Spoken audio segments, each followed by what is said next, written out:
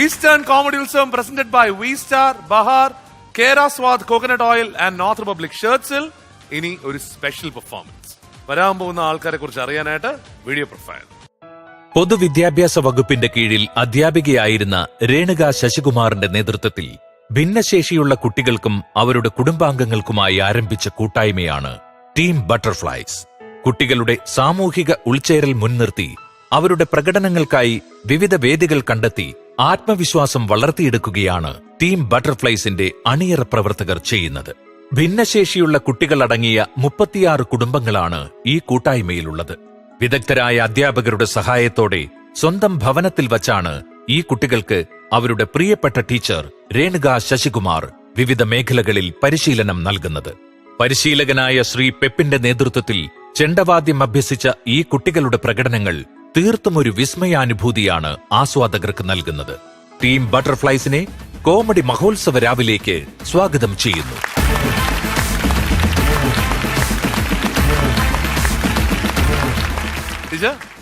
ഇവരെ എല്ലാവരെയും ഫുള്ളായിട്ട് ചെണ്ടമേളമാണ് പഠിപ്പിച്ചിരിക്കുന്നത് അല്ലെ? ഇവർക്ക് ഒരുപാട് കാര്യങ്ങൾ പഠിച്ചിട്ടുണ്ട്. ഇപ്പൊ ഞങ്ങൾ പെർഫോം ചെയ്യുന്നത് ചെണ്ടമേളാണ്. ബട്ടർഫ്ലൈസ്, ടീം ബട്ടർഫ്ലൈസ് എന്നാണ് പറയുന്നത്. തൃശ്ശൂര്. ഇത് സത്യം പറഞ്ഞ ഒരു സ്ഥാപനം, സംഘടന അങ്ങനെയൊന്നുമല്ല. ഞാന് സ്പെഷ്യൽ എഡ്യൂക്കേറ്റർ ആണ്. അപ്പൊ കുറെ വർഷങ്ങളായിട്ട് ഗവൺമെന്റ് സ്കൂളുകളിൽ വർക്ക് ചെയ്തിരുന്നു റിസോഴ്സ് ടീച്ചറായിട്ട്. ഇപ്പൊ ഈ വർഷം എനിക്ക് തോന്നി ഇങ്ങനെയുള്ള കുട്ടികളുടെ എല്ലാവരുടെയും പാരന്റ്സിന്റെയും, അതായത് പിന്നെ തൃശ്ശൂർ ജില്ലയിലെ വിവിധ സ്പെഷ്യൽ സ്കൂളിൽ പഠിക്കുന്ന കുട്ടികളും അതുപോലെ പൊതുവിദ്യാലയങ്ങളിൽ പഠിക്കുന്ന കുട്ടികളും, ഇപ്പോൾ അങ്ങനെയുള്ള കുട്ടികളും സാധാരണ പഠിക്കുന്നുണ്ട്. അവരുടെ എല്ലാവരുടെയും കൂടി ഒരു കൂട്ടായ്മ, അവരുടെ പാരന്റ്സിന്റെയും. ലക്ഷ്യം വേറൊന്നുമല്ല, നമ്മുടെ കുട്ടികൾ സഹതാപമല്ല വേണ്ടത്, പക്ഷെ അവരുടെ കഴിവുകൾ കാണിച്ചുകൊണ്ട് സമൂഹത്തിലെ ഒരു അംഗീകാരം, അതിനു വേണ്ടിയിട്ടാണ് ഞങ്ങൾ ഇങ്ങനെ. അല്ല, അത് തന്നെയാണ് തീർച്ചയായും നമ്മളെപ്പോഴും പറയാറുള്ള ഒരു കാര്യം തന്നെയാണ് അല്ലേ തിഞ്ചേട്ടാ, പ്രജോട്ടാ? നമ്മളെപ്പോഴും പറയുന്ന കാര്യം എന്ന് വെച്ചാൽ ഇവർക്ക് ന്യൂനതകൾ ഉണ്ടെങ്കിൽ അത് നോക്കണ്ട. ഇവർ ഡിഫറently ഏബിൾഡ് ആണ്. ആ എബിലിറ്റിയാണ് എല്ലാവരും നോക്കേണ്ടത്. അവരുടെ കഴിവിനാണ് നിങ്ങൾ വേദികൾ നൽകേണ്ടത്. തീർച്ചയായും നമുക്ക് ആ കഴിവിലേക്ക് കടക്കാം അല്ലേ? അതെ sir. Okay okay teacher. Okay,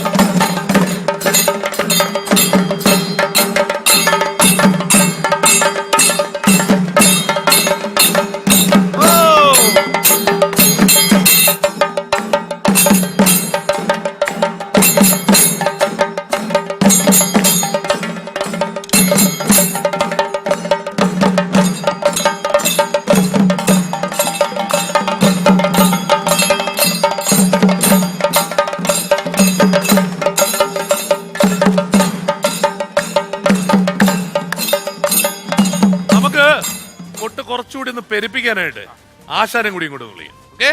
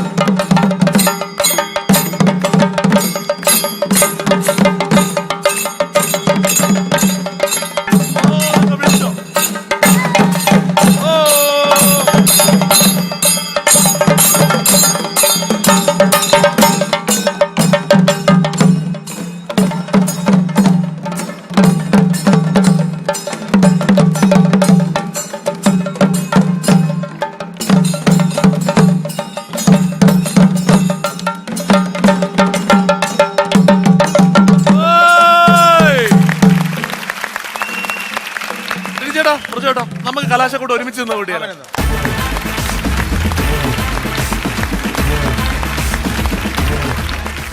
നമുക്കിപ്പോ ഒരു കലാശക്കെട്ടിലോട്ട് കിടക്കാം. നമ്മള് എല്ലായിടത്തും മനസ്സിലാക്കേണ്ടതെന്ന് വെച്ച് കഴിഞ്ഞാൽ ഡിഫറently ഏബിൾഡ് ആയിട്ടുള്ള കുട്ടികളാണിത്. അവര് ഇത് ചെയ്യാന്ന് പറയുന്നത്, ആ താളത്തിൽ പിടിച്ചത് ചെയ്യാന്ന് പറയുന്നത് തീർച്ചയായും വളരെ വലിയൊരു കാര്യമാണ്. അതിന് മുഴുവൻ പ്രോത്സാഹനവും നിങ്ങൾ തന്നേ പറ്റും.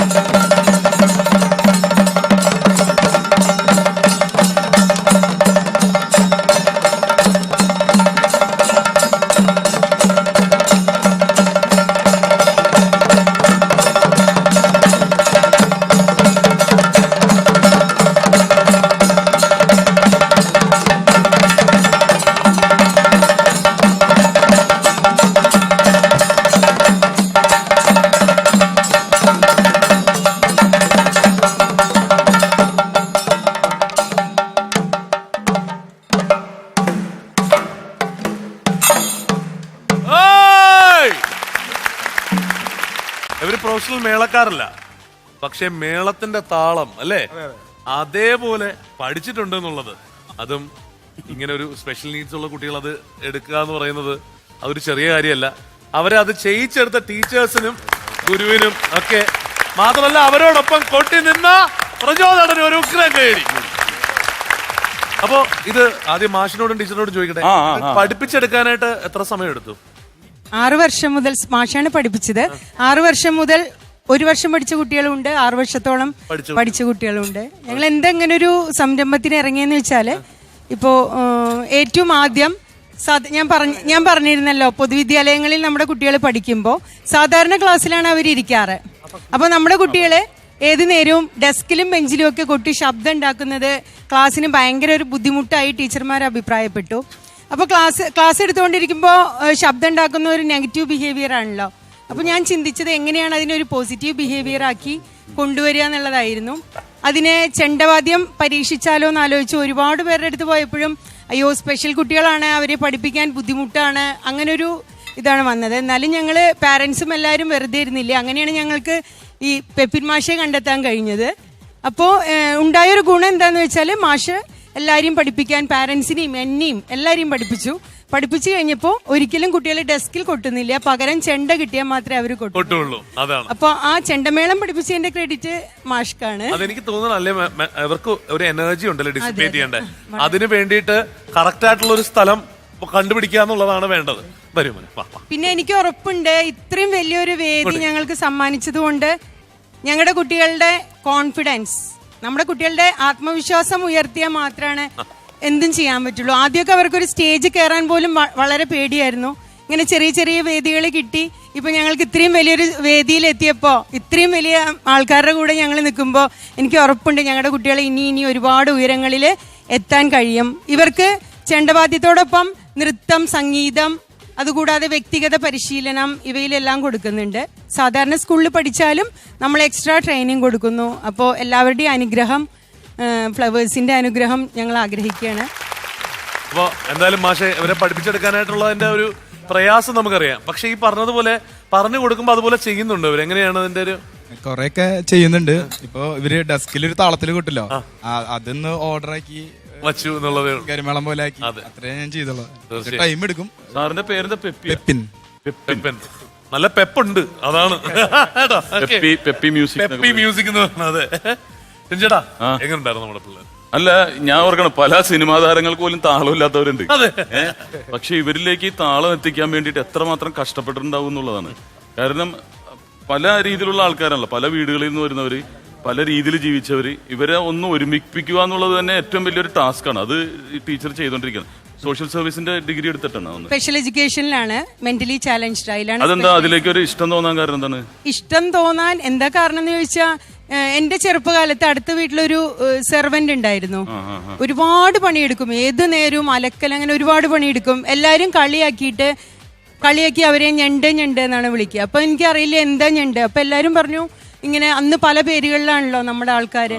അപ്പൊ ആ ഞണ്ട് എന്ന് പറഞ്ഞ ചേച്ചി എന്റെ മനസ്സിൽ അന്നേ ഉണ്ടായിരുന്നു. പിന്നെ അത് കഴിഞ്ഞ് ഡിഗ്രിയൊക്കെ കഴിഞ്ഞിരിക്കുമ്പോൾ എൻ്റെ അമ്മയാണ് പറഞ്ഞ ഇങ്ങനെ ഒരു കോഴ്സിനെ പറ്റി. അപ്പൊ എനിക്ക് വെറൈറ്റി ആയി ഒന്ന് ചെയ്യണം തോന്നി. പിന്നെ അവിടെ ചെന്നപ്പോഴാണ് അറിഞ്ഞത് നമുക്ക് എവിടുന്നും കിട്ടാത്ത സ്നേഹം, നമുക്ക് എവിടുന്നും കിട്ടാത്ത അംഗീകാരം അത് ഈ കുട്ടികളിൽ നിന്ന് മാത്രമാണ് കിട്ടുന്നത്. നമ്മളൊക്കെ നമ്മുടെ മക്കളെ ഏറ്റവും വലിയ നിലയിലെത്തണം, ഫുൾ A+ കിട്ടണം, ഡോക്ടർ ആവണം, എഞ്ചിനീയർ ആവണം എന്ന് ചിന്തിക്കുമ്പോൾ നമ്മുടെ അമ്മമാരും അച്ഛന്മാരും ചിന്തിക്കണത് പേര് വിളിച്ചാൽ അവരൊന്ന് റെസ്പോണ്ട് ചെയ്യണം, അല്ലെങ്കിൽ അമ്മയുടെ മുഖത്ത് നോക്കി ഒന്ന് ചിരിക്കണം എന്നുള്ളതാണ്. അപ്പോൾ ആ പാരൻസിന്റെ മുഖഭാവം തന്നെ മാറ്റിയെടുക്കാൻ പറ്റിയപ്പോൾ വേറെ ഏത് ഫീൽഡിലും ഇതുപോലൊരു സംതൃപ്തി നമുക്ക് കിട്ടില്ല. ഇപ്പൊ കുറച്ചു നേരം കൊണ്ട് ഇവിടെയുള്ള ബഹുമാനപ്പെട്ട എല്ലാവരും ആ സ്നേഹം അനുഭവിച്ചു. അതുകൊണ്ട് ഈ ഫീൽഡിൽ വരുമ്പോൾ നമുക്ക് കിട്ടുന്ന സംതൃപ്തി വേറെ എവിടെ നിന്നും കിട്ടില്ല. അതുകൊണ്ട് ഇതിൽ തന്നെ തുടരാനാണ് ആഗ്രഹിക്കണേ. ഇത്രയേ ഉള്ളൂ. നമ്മുടെ കുട്ടികൾക്ക് അർഹമായ അംഗീകാരം ലഭിക്കണം. ഒരാളും സഹതാപത്തോടെ അവരെ നോക്കരുത്. ഇങ്ങനെയുള്ള കഴിവുകൾ കണ്ടെത്തി, പിന്നെ ഒരു കുട്ടിയും കഴിവില്ലാതെ ജനിക്കുന്നില്ല. പക്ഷെ നമ്മൾക്ക് ആ കഴിവുകൾ കണ്ടെത്താൻ കഴിയുന്നില്ല എന്നാണ് നമ്മുടെ തെറ്റാണ്. നമ്മൾ കുട്ടികൾക്ക് ശരിയായ രീതിയിൽ പരിശീലനം കൊടുത്താൽ 100% ഉറപ്പാണ്. അല്ല, കേരളത്തിൽ എത്രയോ ഡിഗ്രികളുണ്ട്, എത്രയോ മാസ്റ്റേഴ്സ് ഉണ്ട്. ഇതെല്ലാം മാറ്റിയിട്ട് ഈ ഒരു മെന്റലി ചലഞ്ചിൽ കോഴ്സ് എടുത്ത ടീച്ചറിന്റെ ആ ഡെഡിക്കേഷന്, കാരണം അതൊരു പബ്ലിസിറ്റിക്ക് വേണ്ടി ചെയ്തല്ലേ, ഇപ്പോഴാണല്ലോ വരുന്നത്. ടീച്ചറൊക്കെ പുറത്തേക്ക് വരുന്നത് ഇപ്പോഴാണ്. അത് ഇപ്പൊ ജനങ്ങൾ കാണുകയാണ്. ഇതിപ്പോ ഇതുപോലുള്ള ഒരുപാട് ടീച്ചേഴ്സ് ഉണ്ട് ഡെഡിക്കേറ്റഡ് ആയിട്ടുള്ള. അപ്പൊ ജീവിതം തന്നെ ഇത് ഇപ്പൊ ചെയ്യുന്നത് തന്നെ ഏറ്റവും വലിയൊരു പുണ്യപ്രവൃത്തിയാണ്. കാരണം ഇതിന് ശമ്പളം മേടിക്കുക എന്നുള്ളതല്ല, അല്ലെ, അതിന്റെ ഒരു സാറ്റിസ്ഫാക്ഷന് വേണ്ടിയിട്ടാണ്. പിന്നെ എനിക്കിങ്ങനെയൊക്കെ ചെയ്യാൻ പറ്റണത് എല്ലാ പാരന്റ്സും എന്റെ കൂടെ ഉണ്ട്. അതുപോലെ ഇതുപോലെയുള്ള മാഷ്, ഡാൻസ് മാഷ്, മ്യൂസിക്, പിന്നെ എന്റെ ഫാമിലി ഫുൾ സപ്പോർട്ടാണ് എല്ലാ കാര്യത്തിനും. പിന്നെ അത് അനുഭവിച്ചാലേ അറിയുള്ളൂ, ഈ കുട്ടികളുടെ സ്നേഹം അനുഭവിച്ചാൽ മാത്രമേ അറിയുള്ളൂ. ഞാനേ നമ്മളിൽ ആർക്കാണ് ബോധമുള്ളത് എന്നുള്ളത് മനസ്സിലാക്കണം. കാരണം എന്ന് വെച്ചാൽ എന്നെക്കാളും ബുദ്ധി ഈ കുട്ടിക്കുണ്ട് എന്നുള്ളത് മനസ്സിലാവുന്ന എവിടെയെന്ന് വെച്ചാലേ, ഞാന് ഇലത്താളം വെച്ചിട്ട് കൈയടിച്ചില്ലേ, അപ്പൊ എന്റെ അടുത്ത് ഇലത്താളം വെച്ച് കൈയടിക്കേ പാടില്ല പറഞ്ഞ ഇവിടെ വന്ന് പറഞ്ഞു എന്നോട്. അത് സത്യമാണല്ലോ. ശരിക്കും പറഞ്ഞാല് ഈ മ്യൂസിക്കൽ ഇൻസ്ട്രുമെന്റ് വെച്ച് ചെയ്യാൻ പാടില്ലാത്ത കാര്യമാണ് ചെയ്തത്. അത് പറഞ്ഞു തന്നതാണ് ആള്. അത് തീർച്ചയായല്ലേ ഒരു അവനൊരു നിമിഷ കവി കൂടിയാണ്. ഏത് ടോപ്പിക് കൊടുത്താലും അപ്പൊ തന്നെ കവിത. ആണോ? നമ്മുടെ പ്രോഗ്രാമിനെ കുറിച്ച് കവിത പാടാന്ന് പറഞ്ഞു. ആണോ? അതൊന്ന് കേക്കട്ടെ. ഓട്ടംതുള്ളന്റെ രീതിയിലാണ് ഞാൻ പാട്ട് ചിട്ടപ്പെടുത്തിക്കണത്. ഒന്നുകൂടി കേൾപ്പിച്ചു കൊടുക്കുന്നു. ഞാൻ അയച്ചു കൊടുക്കരുത് കേട്ടാ. ഓക്കെ. കോമഡി ഉത്സവം, കോമഡി ഉത്സവം നമ്മുടെ സ്വന്തം, കോമഡി ഉത്സവം നമ്മുടെ സ്വന്തം, കോമഡി ഉത്സവം എങ്ങനെ ഹിറ്റാകാതിരിക്കും. ബട്ടർഫ്ലൈസാം എന്നൊരു ടീമിനെ പങ്കെടുപ്പിക്കും നമ്മുടെ ഉത്സവമായൊരു ഫ്ലവേഴ്സ് ടിവിയോടൊപ്പം നടക്കും കോമഡി ഉത്സവം. അങ്ങനെ ചേട്ടന് പിന്നെ ചേട്ടനും പ്രചോദേട്ടനും നിത്യം ഇങ്ങനെ നീളുന്നൊരു പട്ടിക ഇങ്ങനെ മുന്നേറുന്നു. നാരായണ ജയ നാരായണ ജയ നാരായണ ജയ നാരായണ ജയ. കലക്കി, സൂപ്പറായിട്ട് പാടി. അപ്പോ ഇനി നിങ്ങൾക്ക് എല്ലാവർക്കും പ്രജോട്ട എന്തായിരുന്നാലും കൂടെ ഒന്ന് കൊട്ടി. എങ്ങനെ ഉണ്ടായിരുന്നു നമ്മുടെ കുട്ടികളുടെ കുട്ടി? എനിക്ക് പ്രത്യേകിച്ച് എടുത്തു പറയാനുള്ളത് നമ്മുടെ ഏലത്താളം വായിച്ച ഇവനാണ് ഇതിനകത്ത് ഹീറോ. ഞാൻ അവനെ കാര്യം സാധാരണ നമുക്ക് ഇലത്താളം എന്ന് പറഞ്ഞാൽ അവനത് പൊക്കാൻ ഭയങ്കര പാടായിരുന്നു. സത്യം. എന്റെ പേടി തുടക്കം മുതൽ ഇനി അവന്റെ കാലയിലെങ്ങാനും ഇത് വീഴുവോ എന്നുള്ളൊരു പേടിയായിരുന്നു. പക്ഷെ അവൻ വളരെ മനോഹരമായിട്ട് തന്നെ ഇലത്താളം വായിച്ചു. അതിൽ ഇവര് തന്നെ അതിശയിച്ചു പോകുന്നത്, നമ്മൾ സാധാരണപ്പെട്ട ടിനിയാദ്യം പറഞ്ഞ പോലെ തന്നെ നമുക്ക് താളമില്ലാത്ത ഒരുപാട് ആൾക്കാരുണ്ട്. പക്ഷേ ഈ കുട്ടികളെ അവരുടെ ന്യൂനതകൾക്കപ്പുറമായിട്ട് താളം എന്താന്ന് പറഞ്ഞ് മനസ്സിലാക്കി പഠിപ്പിച്ച നിങ്ങൾ രണ്ടുപേരുമാണ് ഇതിനകത്തെ വലിയ അതിശയങ്ങൾ രണ്ടുപേരും, അല്ലേ? ശരിക്കും എന്തായാലും ഇവരെ പോലുള്ള കലാകാരന്മാരാണ് കോമഡി ഉത്സവം എന്ന് പറയുന്ന ഈ ഉത്സവം ഒരു അനുഗ്രഹ കലോത്സവമാക്കി മാറ്റുന്നത്. അപ്പം നിങ്ങൾക്ക് രണ്ടുപേർക്കും അതുപോലെ എല്ലാവർക്കും ഒരിക്കൽ കൂടി പ്രത്യേകമായ ഒരു നല്ല കൈയ്യടി കൊടുക്കുകയാണ്. ഗംഭീരമായി, അടിപൊളി. Thank you. ഇനി ഇവർക്കുള്ള സമ്മാനങ്ങൾ കൊടുക്കാനുള്ള സമയമാണ്. നോർത്ത് റിപ്പബ്ലിക്കിന്റെ ഷർട്ട്സ്, കേര സ്വാദ് ഡബിൾ ഫിൽറ്റർഡ് കോക്കനട്ട് ഓയിൽ.